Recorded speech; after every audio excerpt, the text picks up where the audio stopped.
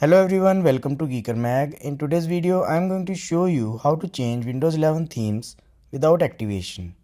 Also, this tutorial covers how to enable Windows 11 Dark Theme and Windows 11 Light Theme. Before that, if you find this video useful in any way, like the video and subscribe to the channel.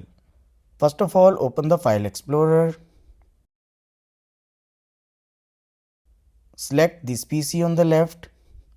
Here, select Windows Installation Drive, that is C drive in most of the cases. After that, locate Windows folder, then Resources, then Themes. Inside this folder, you will get list of themes that comes pre-installed like Windows 11 Lite and Dark theme. And you will also find some featured Windows 11 themes. Currently, in my case, Windows 11 Dark theme is activated, so let's enable the Light theme. Just double click on the arrow theme and wait for few seconds and it will be applied. Now let's switch to Dark theme. For that, click on the Dark theme and wait. And you can see Dark theme is applied.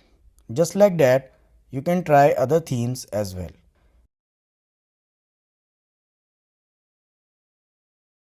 In case you want to enable Windows Spotlight feature, then you need to click on this theme.